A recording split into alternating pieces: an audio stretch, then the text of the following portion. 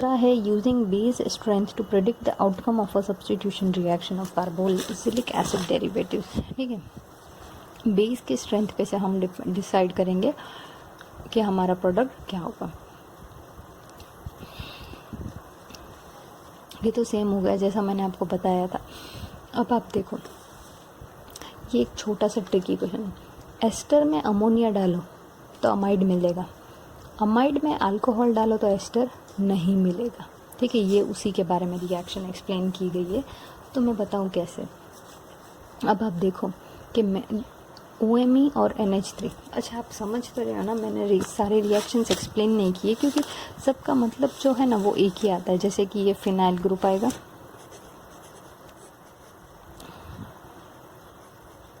Carbonyl और OMe। ठीक है, अभी इसमें उसने ऐड किया अमोनिया, तो क्या होगा, हमारा अमोनिया यहाँ रिएक्ट करेगा, हमारा O- हो जाएगा और हमें टेट्राहेड्रल इंटरमीडिएट मिलेगा। टेट्राहेड्रल इंटरमीडिएट बनने के बाद दो पॉसिबिलिटी होंगी, सॉरी दो ऑप्शंस होंगे, या तो OMe निकलेगा लिविंग ग्रुप के तरीके से, या तो अमोनिया निकलेगा। जैसे कि अब देखो यहाँ इन्होंने रिएक्शन भी बता दिया, तो यहाँ OMe या NH2, ये दोनों में से अब बताओ कौन सा लिविंग ग्रुप निकलेगा। अब जैसे कि मैंने आपको बताया था, हमने पहले टेबल देखा था, OMe एक अच्छा लिविंग ग्रुप है, NH2 एक अच्छा लिविंग ग्रुप नहीं है, NH2 बहुत बुरा लिविंग ग्रुप है। तो OMe निकल जाएगा, NH2 रहेगा, हमें मिल गया अमाइड। अब आप सेम देखो, अमाइड में हम लोग मिथेनॉल ऐड किए, क्या होगा, मिथेनॉल में से OMe जो है वो एज अ न्यूक्लियोफाइल अटैक होगा, टेट्राहेड्रल प्रोडक्ट बनाएगा, सेम इंटरमीडिएट बनाएगा। NH2 था, OMe आया, ये प्रोडक्ट बना। अब आप देखो, अब फिर से वही बात हो गई, NH2 और OMe कौन सा निकलेगा लिविंग ग्रुप, OMe निकलेगा, इसलिए हमें हमारा रिएक्टेंट ही वापस मिल जाएगा। इसलिए ये याद रखो, एस्टर में अमोनिया ऐड करके अमाइड बना सकते हैं, अमाइड को अल्कोहल ऐड करके हम एस्टर नहीं बना सकते, क्योंकि NH2 जो है वो एक अच्छा लिविंग ग्रुप नहीं है, जबकि OMe जो है वो एक अच्छा लिविंग ग्रुप है। ठीक है, अभी सेम इन्होंने एक और एग्जाम्पल से एक्सप्लेन कर दिया है। हमारा एस्टर लिया इन्होंने, PHNH2, यहाँ रिएक्ट करेंगे। अब ऑब्वियस सी बात है, NH2 as a leaving group नहीं जाएगा, OET as a leaving group चला जाएगा। तो OET गया, ये नया हमारा जो ये था रिएजेंट वो एज अ सब्सटीट्यूट हो गया। ठीक है, अब नेक्स्ट टॉपिक है factors other than leaving group ability can be important. ठीक है, अभी लिविंग ग्रुप के अलावा कौन सी चीज़ इम्पोर्टेंट, तो देखो लिविंग ग्रुप के साथ हमारा न्यूक्लियोफाइल का जो स्ट्रेंथ है वो भी इम्पोर्टेंट है। अभी आप देखो, यहाँ देखें आप, मैंने अपना पेन कहीं रख दिया है, तो ठीक है, आप रिएक्शन देखो कि ये हमारा कंपाउंड है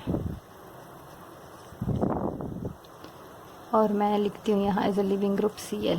ठीक है, अब मैं ऐड करती हूँ एक न्यूक्लियोफाइल। ठीक है, अब आप देखो, अगर हमारा न्यूक्लियोफाइल अगर अच्छा है मतलब अच्छा न्यूक्लियोफाइल है, तो वो यहाँ अच्छा से रिएक्ट करेगा और एक हमें अच्छा प्रोडक्ट दे देगा। पर सोचो हमारा न्यूक्लियोफाइल ही वीक है, तो क्या होगा, ये यहाँ पे रिएक्ट ही नहीं कर पाएगा, ये यहाँ पे रिएक्ट नहीं कर पाएगा, तो क्लोरीन ही रिलीव नहीं करेगा। ठीक है, तो अभी आपको ये फिर से नया टॉपिक आ गया कि ये न्यूक्लियोफाइल अच्छा है या बुरा है, ये आपको कैसे पता चलेगा। तो उसकी भी pKa से कंपैरिजन कर दी है। तो उसमें हमने क्या बोला था कि जो लो pK है वो अच्छा लिविंग ग्रुप है। तो ये याद रखो कि लिविंग ग्रुप और जो हमारा न्यूक्लियोफाइल है ये एक दूसरे से ऑपोजिट है। लिविंग ग्रुप और जो न्यूक्लियोफाइल है वो एक दूसरे के ऑपोजिट है। तो अगर न्यूक्लियोफाइल में हमने पीछे देखा था क्या था, लो pKa की ज़रूरत है, तो वो एक अच्छा लिविंग ग्रुप है। तो यहाँ न्यूक्लियोफाइल के लिए क्या होगा, जिसकी pKa की वैल्यू हायर है वो एक अच्छा न्यूक्लियोफाइल की तरह एक्ट करेगा। ठीक है, अब नेक्स्ट है कि not all carboxylic derivatives are equal reactive. तो ऑब्वियसली हमने जितने भी डेरिवेटिव्स देखे कार्बोक्सिलेट के, वो एस्टर था या फिर वो एसिड क्लोराइड था या वो एसिड एनहाइड्राइड था या फिर वो अमाइड था, तो वो सारे इक्वली रिएक्टिव नहीं करते। तो उन्होंने उस इसका आसान एक मेथड कौन सा पता लगाया कि उन्होंने एसिड सारी चीज़ें को डेरिवेटिव को H2O के साथ रिएक्ट किया। तो अब आप देखो कि जो एसिड क्लोराइड है वो 20 डिग्री पे ही फास्ट रिएक्शन दे रहा है, एसिड एनहाइड्रेट 20 डिग्री पे स्लो रिएक्शन दे रहा है। एस्टर को एसिड या बेस चाहिए और हीट चाहिए साथ में, अमाइड को बहुत ज़्यादा हीटिंग चाहिए और स्ट्रॉन्ग एसिड और स्ट्रॉन्ग बेस चाहिए रिएक्शन होने के लिए। अब मैंने बताया था ये है सारे कार्बोक्सिलिक एसिड के डेरिवेटिव्स, इसलिए H2O मतलब हाइड्रोलिसिस। हाइड्रोलिसिस करने पर ये सारे हमें मिले क्या, कार्बोक्सिलिक एसिड ही, ठीक है। अब इसका मतलब ये क्या कि सबसे ज़्यादा रिएक्टिव ये है क्योंकि इसने रूम नॉर्मल टेम्परेचर 20 डिग्री पे ही सबसे अच्छा रिएक्शन दे दिया, जबकि सबसे कम रिएक्टिव कौन है, ये, क्योंकि इसको हीटिंग भी ज़्यादा चाहिए और इसको जो स्ट्रॉन्ग एसिड इसको जो एसिड और बेस चाहिए उसकी भी स्ट्रेंथ बहुत ज़्यादा होनी चाहिए, ठीक है। अब हम जानेंगे कि इसका रीज़न क्या है। तो ये जो रीज़न है वो आता है डीलोकलाइजेशन का। अब डीलोकलाइजेशन मतलब क्या, तो जो डीलोकलाइजेशन होता है ना वो होता है ये कार्बोनिल और ये जो हमारा अटैच्ड ग्रुप है उसके बीच में कितने ये होता है, इलेक्ट्रॉन्स घूमते रहते हैं या फिर डीलोकलाइज्ड होते हैं, ठीक है। अब आप देखो जैसे कि क्लोरीन एक बहुत ही अच्छा लिविंग ग्रुप है, तो वो है ना ऑक्सीजन के साथ इतना ज़्यादा उसको ये लेना देना इलेक्ट्रॉन्स का कुछ नहीं होता, ये ऑलरेडी नेगेटिव बहुत ज़्यादा है तो ये फटाफट निकल जाएगा। जबकि अमाइड देखो, तो अमाइड में क्या है, ये जो कार्बोनिल का और अमाइड का ये दोनों एक दूसरे के साथ बॉन्ड बनाते रहेंगे। देखो आप स्ट्रॉन्ग डीलोकलाइजेशन है, इसके 2 इलेक्ट्रॉन्स है यहाँ, ये यहाँ चला जाएगा तो ये यहाँ डबल बॉन्ड बन जाएगा और यहाँ सिंगल बॉन्ड हो जाएगा, ठीक है। और चलो आपको पता कैसे चलेगा कि डीलोकलाइजेशन किस में अच्छा हो रहा है और किस में नहीं। तो the degree of delocalisation depends on the electron donating power of the substituent and increasing along the series of the compounds below. Okay, तो इसका मतलब कि इलेक्ट्रॉन डोनेटिंग पावर जो है हमारे ग्रुप्स का उस पे डिसाइड होगा कि वो कितना अच्छा डीलोकलाइजेशन करेगा। अब देखो क्लोरीन आपको पता है इलेक्ट्रॉन विड्रॉइंग ग्रुप है, वो इलेक्ट्रॉन डोनेटिंग ग्रुप नहीं है, तो इसका मतलब ऑक्सीजन के साथ और ये क्लोरीन के साथ इसका डीलोकलाइजेशन सबसे कम होगा। अब देखो ये है OCOR, अब ये जो है ना ये 3 ऑक्सीजन के साथ डीलोकलाइजेशन और इसलिए इसमें है डीलोकलाइजेशन, पर इतना स्ट्रॉन्ग नहीं है ना इतना वीक है, ठीक है। अब देखो दूसरा रिएक्शन है OR एक अच्छा इलेक्ट्रॉन डोनेटिंग ग्रुप है, तो इसके साथ एक अच्छा ये बनेगा, डीलोकलाइज्ड होगा इलेक्ट्रॉन्स। अब ये NH2 तो उससे भी अच्छा इलेक्ट्रॉन डोनेटिंग ग्रुप है, तो ये दोनों के बीच में और ज़्यादा इलेक्ट्रॉन्स डीलोकलाइज्ड होंगे। तो जितना ज़्यादा डीलोकलाइजेशन होगा उतना कम रिएक्टिव वो हमारा कंपाउंड होगा, ठीक है। अब आप यहाँ भी एक और सेंटेंस पढ़ लीजिए, the greater the degree of delocalisation the weaker the carbonyl bond becomes. जितना ज़्यादा हमारा डीलोकलाइजेशन होगा उतना हमारा CO बॉन्ड वीक बनेगा, ठीक है। एक छोटा सा टॉपिक है जिसमें हमें ये सेम पॉइंट मैंने चैप्टर 6 में भी कवर किया हुआ था कि जो हमारा ये कार्बन का बॉन्ड एनर्जी है वो कितना है, 339 है। कार्बन ऑक्सीजन का बॉन्ड एनर्जी कितना है, 351 और 369। तो कभी भी ये कार्बन का बॉन्ड ब्रेक होना चाहिए क्योंकि इसके पास कम एनर्जी चाहिए, तो कम ये पहले होना चाहिए, बॉन्ड टूटना चाहिए।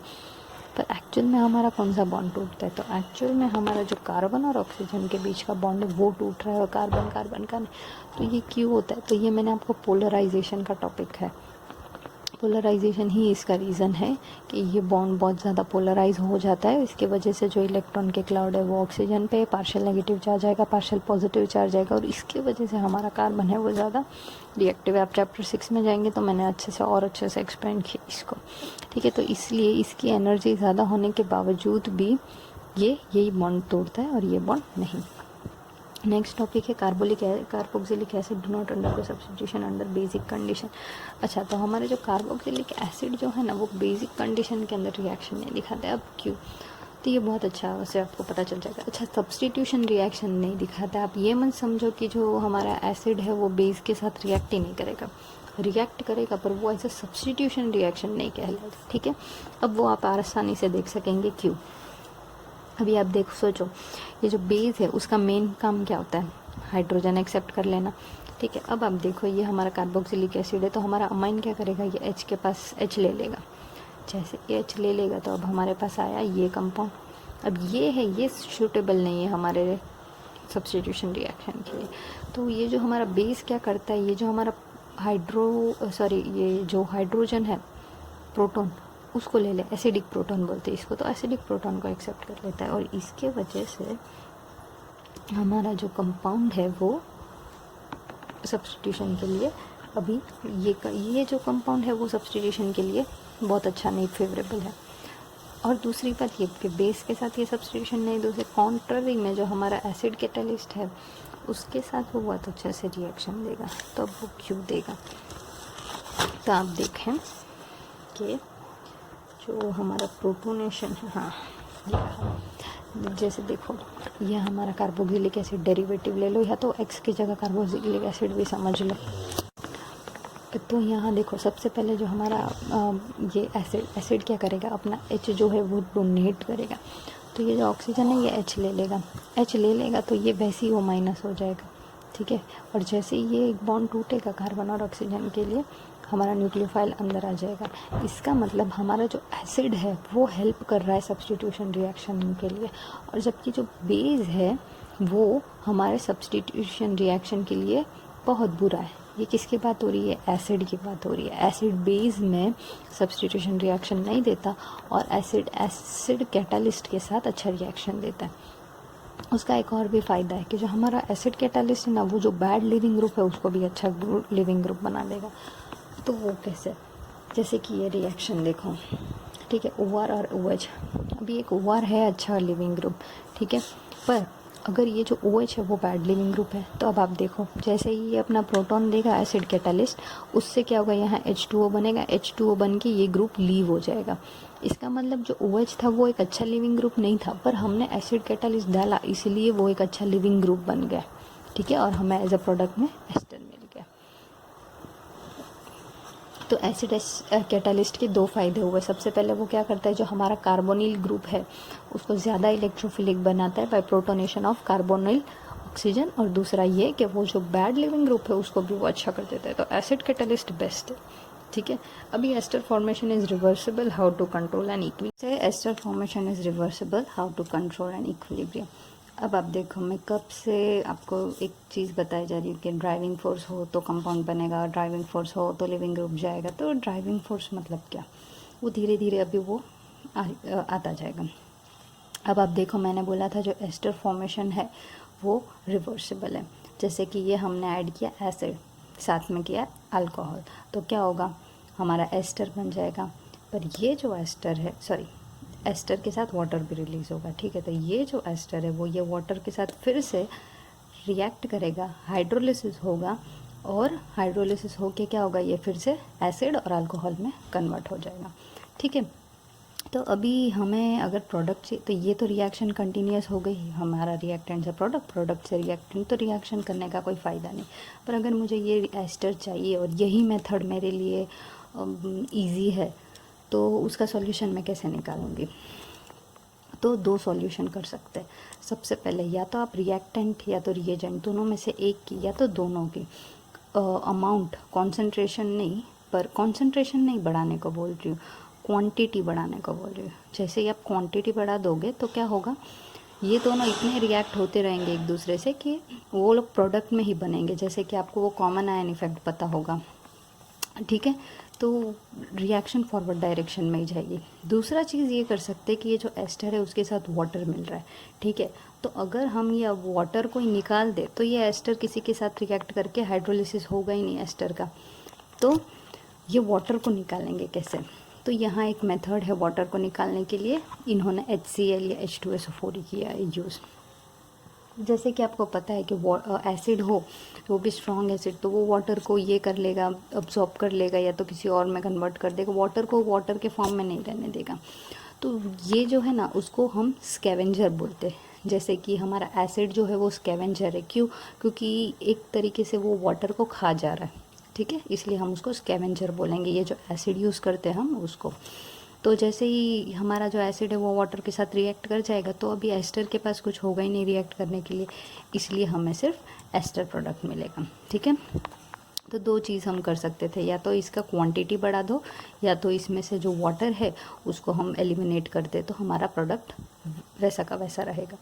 और भी दो तरीके हैं ये वाटर को कैसे एलिमिनेट करने को, ये हमें नेक्स्ट चैप्टर में आएगा, तो वो मैं आपको तभी बताऊंगी। पर एक आप मेथड आप याद रख लो कि एक है एसिड को यूज़ करके। सो अब आप देखो, उन्होंने दो रिएक्शन दिए एग्जांपल्स के साथ एक्सप्लेन करते हुए। ठीक है, तो ये हमारा एसिड अल्कोहल के साथ सिर्फ एक ही प्रॉब्लम कर रहा था हमें कि रिएक्शन रिवर्सिबल हो जा रहा था। तो रिएक्शन रिवर्सिबल होने से क्या हो रहा था, हमारा रिएक्टेंट में से प्रोडक्ट मतलब कोई मतलब नहीं हो रहा था रिएक्शन का, तो हमने ऐड कर दिया। यहाँ देखो, यहाँ इन्होंने कैटालिटिक H2SO4 ऐड कर दिया, और दूसरा है यहाँ कैटालिटिक H2SO4, यहाँ भी वो ऐड कर दिया। देखो यहीं और दो मेथड आ गए solvent, remove water bye distillation, water का डिस्टिलेशन करो।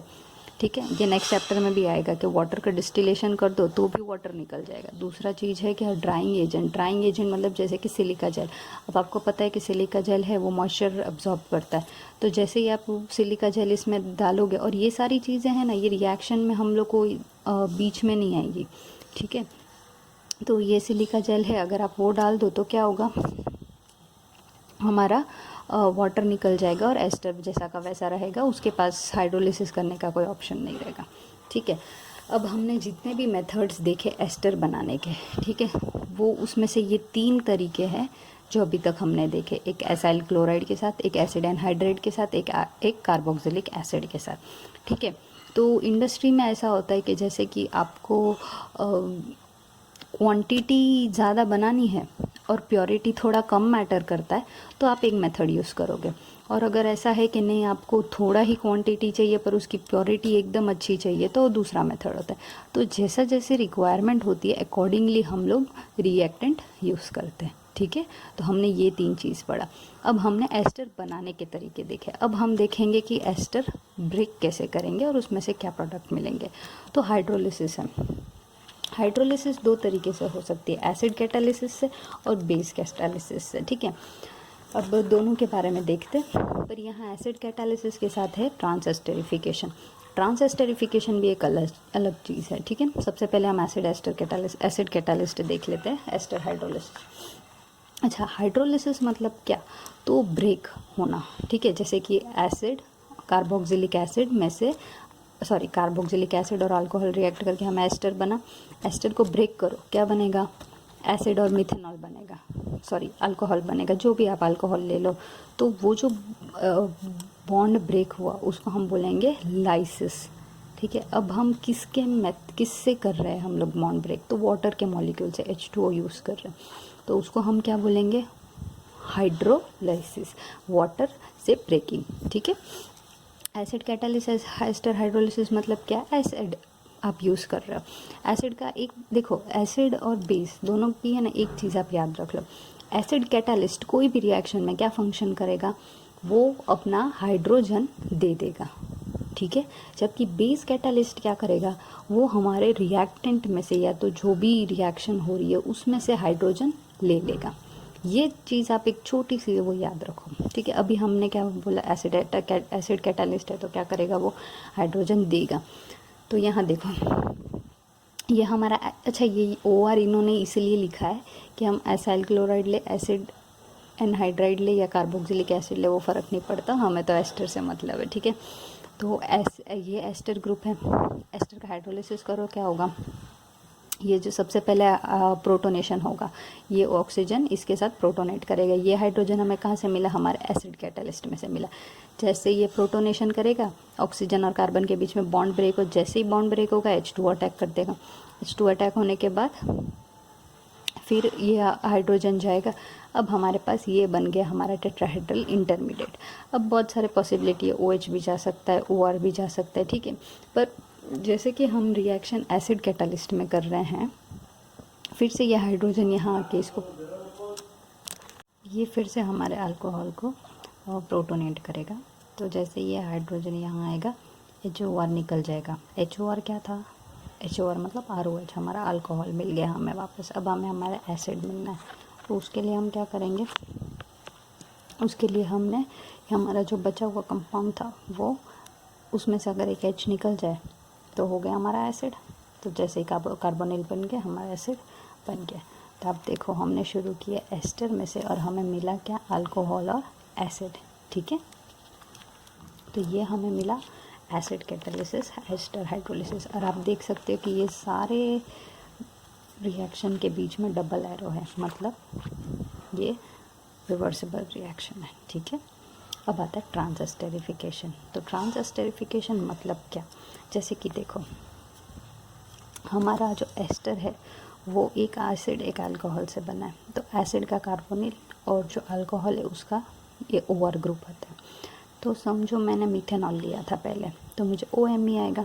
ठीक है, पर अब मुझे ये मीथेनॉल की जगह मेरे को इथेनॉल लेना है। तो हम क्या करेंगे, ये जो हमारा रिएक्टेंट एस्टर है उसके साथ हम इथेनॉल रिएक्ट करें। तो इथेनॉल रिएक्ट करेंगे तो क्या होगा, ये OMe चला जाएगा और उसके जगह OET आ जाएगा। तो हमारा जो अल्कोहल का ग्रुप था वो क्या हुआ, ट्रांसफ़र हुआ, OMe से OET हुआ। तो ये जो प्रोसेस है इसको हम बोलते हैं ट्रांसएस्टेरिफिकेशन। ठीक है, देखो the principles can be use to convert an ester of one alcohol into an ester of another is known as transesterification. ठीक है, जैसे कि आप रिएक्शन देख लो, यहाँ मैं इथेनॉल की बात कर रही थी, यहाँ इन्होंने 1 2 3 4 ब्यूटेनॉल लिया। तो ये हमारा मिथेनॉल के साथ ये मिथेनॉल वाला एस्टर इसके साथ ब्यूटेनॉल रिएक्ट किया। तो जैसे ब्यूटेनॉल रिएक्ट करेंगे क्या होगा, हमारा ब्यूटेनॉल वाला एस्टर बन गया और हमारा जो मिथेनॉल था ये अलग से हमें वापस मिल गया। सो ट्रांसएस्टेरिफिकेशन एक बहुत सिंपल सा चीज़ था, इसमें कोई हार्ड वाली बात ही नहीं थी। ये पूरा मैकेनिज़्म आप देखो तो सेम चीज़ थी मैकेनिज़्म की। हमारा अल्कोहल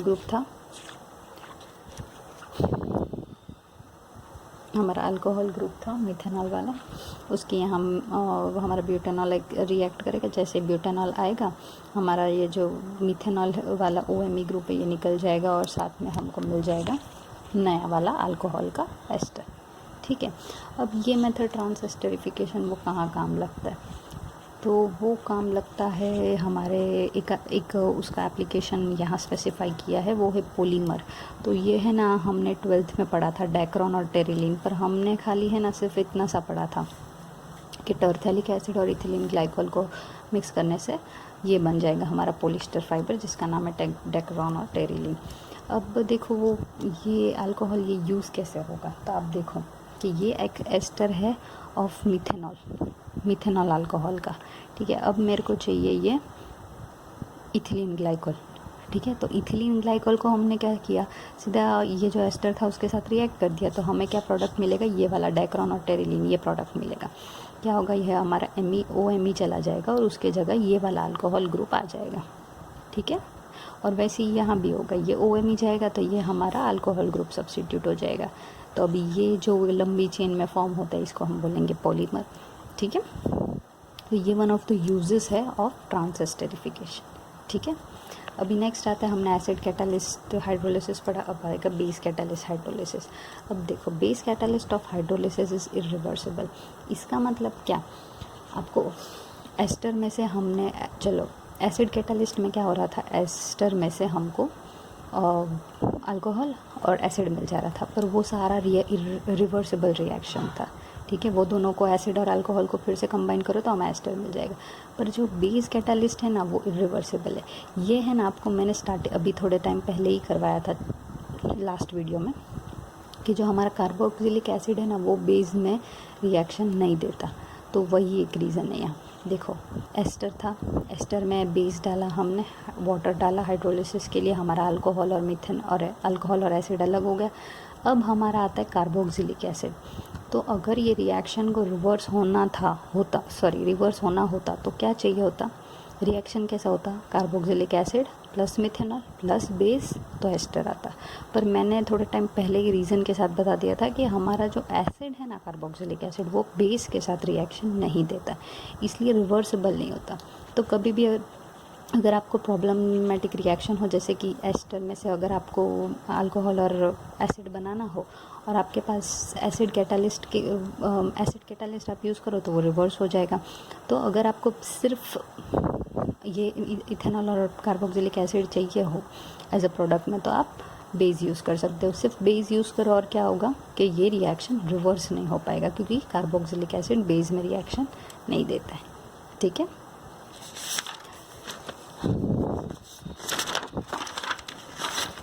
अब नेक्स्ट आता है कि हमें पता कैसे चला कि ये मैकेनिज़्म चल रहा है। ठीक है, तो ये मैंने आपको टेट्राहेड्रल में भी बताया था कि हमने एक नॉन रेडियो एक्टिव आइसोटोप लिया था और फिर उसको आप है ना, अब हाँ नॉन रेडियो एक्टिव आइसोटोप क्यों लेते हैं पता है कि वो है ना आसानी से डिटेक्ट हो जाता है स्पेक्ट्रोमीटर में, इसलिए उसको हम आसानी से अलग कर सकते हैं। अब देखो जैसे कि हमने लिया पहले हम दोनों तरीके से करेंगे। पहले हमने एस्टर का अल्कोहल को नॉन रेडियो एक्टिव लिया, दूसरा स्टेप में हम वाटर का जो अल्कोहल है उसको non radio active isotope oxygen लेंगे। दोनों में हमें प्रोडक्ट क्या मिलता है? यहाँ कार्बोक्सिलिक एसिड और इथेनॉल मिला जो अल्कोहल, उसमें ये ऑक्सीजन है। और दूसरा यह है कि यहाँ जो ये कार्बोक्सिलिक एसिड है उसमें प्रेजेंट है। मतलब ये कब पॉसिबल है? ठीक है, ये मैकेनिज़्म जो हम कर रहे हैं कि एक आ रहा है और जा रहा है, आ रहा है जा रहा है, मतलब आप मैकेनिज़्म देख लें कि हमारा प्रोटोनेशन होता है ऑक्सीजन का और फिर बाद में हमारा न्यूक्लियोफाइल ऐड होता है। तो वो मैकेनिज़्म सक्सेसफुल इसीलिए है क्योंकि हमें ये प्रोडक्ट मिला गया था और नॉन रेडियो एक्टिव आइसोटोप से। तो ये मेथड से प्रूव ये हो जाता है कि मैकेनिज़्म यही चल रही है। अब यूजुअली दूसरी मैकेनिज़्म पॉसिबल लगती भी नहीं है हमें, पर यहाँ इन लोग ने बताया है कि जैसे कि ये एस्टर है। ठीक है, तो ये एस्टर में जो हमारा बेस है वो ये कार्बन पे रिएक्ट करेगा। तो ऐसा हमें तो फ़िलहाल अभी तक कोई चैप्टर में आया नहीं, पर इन लोग कह रहे हैं कि आगे चैप्टर में आएंगे तो हम देख लेंगे कि ये मैकेनिज़्म नहीं हो रही है, जो हम लोग पढ़ रहे हैं वही मैकेनिज़्म हो रही है, उसका प्रूफ दे दिया इन्होंने। ठीक है, अब नेक्स्ट आता है कि ये जो हमने अभी ब्रेक किया बॉन्ड को, ठीक है, बेस के साथ, तो वो कहाँ उसका एक एप्लीकेशन दिखा देंगे। क्लेरन बुक में ये बात एक आप नोटिस करोगे कि कोई भी चीज़ आप पढ़ लो ना, उसके बाद उसके ही रिलेटेड, जैसे कि ट्रांसएस्टरिफिकेशन, उसका 2 एग्जाम्पल आपने देख लिया। ये वाला एग्जाम्पल तो उसका, जैसे कि बेस हाइड्रोलिसिस, तो उसके 2 एग्जाम्पल आप देख लोगे तो उससे है ना कॉन्सेप्ट याद रखने में आसानी रहती है। तो अभी आप देखो, ये जो है ये हमारा saturated fatty acid tetradecanoic acid which is also known as myristic acid. तो ये कैसे मैन्युफैक्चर होता है? ठीक है, तो ये मैन्युफैक्चर कैसे हो रहा है? वैसे कोकोनट ऑयल बाय हाइड्रोलिसिस इन बेस। तो जो कोकोनट ऑयल है उसमें से एक कंपोनेंट लिया गया है और उसको इन लोग ने बेस के साथ हाइड्रोलिसिस किया। तो हमें क्या मिल जा रहा है? देखो, हमें एसिड और हमारा अल्कोहल मिल गया। ठीक है, अच्छा, अब आपको पता कैसे चलेगा कि कहाँ से ब्रेक होगा बॉन्ड? तो अभी ये देखो कि मैंने आपको बताया था ये जो कार्बोनिल ग्रुप है वो एसिड में से आता है और ये जो ऑक्सीजन के साथ जो OR ग्रुप है वो हमें अपने अल्कोहल में से आता है। तो आप देख लो, एक सपोज कर ये इतना सा आप बॉन्ड समझो। ठीक है, तो यहाँ देखो ये कार्बोनिल आया हमारा एसिड में से, ये जो ऑक्सीजन आया ये अल्कोहल में से, तो यहाँ से एक बॉन्ड ब्रेक होगा, वैसे ही यहाँ से एक बॉन्ड ब्रेक होगा, वैसे ही यहाँ से एक बॉन्ड ब्रेक होगा। तो आप देखो ये जो है ये हमारा अल्कोहल का पार्ट है और ये जो है ये हमारा एसिड का पार्ट होगा। ठीक है, तो ये जो हमारा फैटी एसिड बन रहा है वो माइरिस्टिक एसिड है। अब नेक्स्ट देखें हम, तो नेक्स्ट, अच्छा, यहाँ एक छोटा सा टॉपिक इन्होंने बताया है कि सैपोनिफिकेशन में कैसे है यूज़ होता है। तो वही अल्काइल हाइड्रोलिसिस ऑफ एस्टर आता है, तो जो कार्बोक्सिलिक सॉल्ट हमें 1 by 1 मिलते हैं, जैसे कि myristic acid, palmitic acid, stearic acid, और ये तीनों की एक एक छोटी सी डिस्क्रिप्शन दिया गया है इसमें। ठीक है, अब जैसे कि अब तक हमने एस्टर के बारे में पढ़ा, ठीक है, तो अब आएगा हमारा नेक्स्ट टॉपिक अमाइड। तो हम एक्चुअली में क्या कर रहे हैं, आपने देखा हमारे जो हमने देखा था कार्बोक्सिलिक एसिड के डेरिवेटिव्स कौन से, तो वो डेरिवेटिव्स को हम डिटेल में पढ़ रहे हैं, ठीक है। तो अभी हमने एस्टर देखा, कार्बोक्सिलिक एसिड भी थोड़ा बहुत देख लिया, अब हम देखते हैं अमाइड। तो अमाइड का जो हाइड्रोलिसिस है ना, वो एसिड और बेस कोई भी कंडीशन में हो सकता है, ठीक है। जैसे कि हम लोग एग्जांपल लेके समझ लेंगे अभी। तो ये हमारा अमाइड है, अमाइड के साथ ओके हाँ, ये एक रहता है जो मेथड, पूरी प्रोसेस सेम ही है, ठीक है। जो हमारा हाइड्रोजन, जैसे कि एसिड कैटालिस्ट हो तो हमारा हाइड्रोजन पहले ऑक्सीजन को प्रोटोनेट करेगा, ये बॉन्ड ब्रेक होगा, फिर बाद में हमारा ये जो नाइट्रोजन है ये यहाँ से अलग हो जाएगा और हाइड्रोलिसिस होगा, ठीक है। अब देखो ये जो हमारा हाइड्रोजन आ रहा है एसिड में से, उसके पास दो पॉसिबिलिटी है, वो ऑक्सीजन के पास भी जा सकता है और नाइट्रोजन के पास भी जा सकता है, ठीक है। और यूजुअली आप देखो तो कोई भी रिएक्शन में अगर ऑक्सीजन और नाइट्रोजन प्रेजेंट होना तो नाइट्रोजन पे ही रिएक्शन होता है। पर यहाँ क्या है, amides are always protonated on the oxygen atom of the carbonyl group, never the nitrogen. तो रीज़न क्या है, because protonation at nitrogen would disturb the delocalise system that makes amide so stable. अभी अमाइड जो है ना वो एक stable compound है, ये हमने पहले भी बताया कि उसकी रिएक्टिविटी एकदम कम है। तो अगर मैं प्रोटोनेशन यहाँ करती हूँ ना तो उसकी स्टेबिलिटी चली जाएगी, इसलिए कभी भी नाइट्रोजन प्रोटोनेट नहीं होता, हमारा हमेशा ऑक्सीजन ही प्रोटोनेट होता है, ठीक है। आप समझे, जैसे कि देखिए ये पॉसिबल नहीं होगा, यह हाइड्रोजन यहाँ अटैक करके NH बॉन्ड बनाएगा, ये पॉसिबल नहीं होगा, प्रोटोनेशन हमेशा ऑक्सीजन पे होगा, ठीक है। अब हम मैकेनिज्म देख लेते हैं कि अमाइड की hydrolysis in acid, same ester की जो प्रोसेस थी ना, सेम टू सेम। हाइड्रोजन सबसे पहले ऑक्सीजन के पास जाके उसको प्रोटोनेट करेगा, जिसके वजह से कार्बन और ऑक्सीजन का बॉन्ड ब्रेक हो जाएगा, तो हमारा न्यूक्लियोफाइल एंटर होगा, न्यूक्लियोफाइल में से एक हाइड्रोजन जाएगा, उसके बाद हमारा जो एस्टर ग्रुप था उसमें H होके ये अल्कोहल अलग हो जा रहा था, वैसे ही हमारा हाइड्रोजन यहाँ पे ऐड होके क्या होगा, हमारा ये ग्रुप अलग हो जाएगा, ठीक है।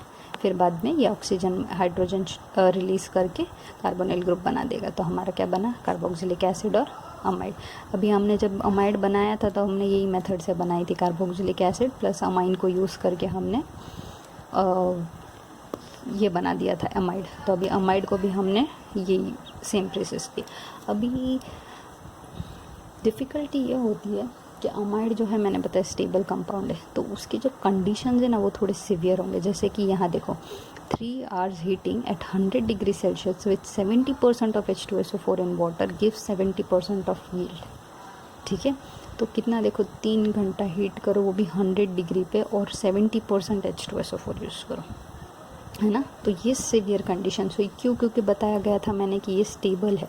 स्टेबल कंपाउंड को ब्रेक करने का तरीका नहीं, ऐसा नहीं होता, पर उसके कंडीशंस सिवियर होते हैं, ठीक है। अब नेक्स्ट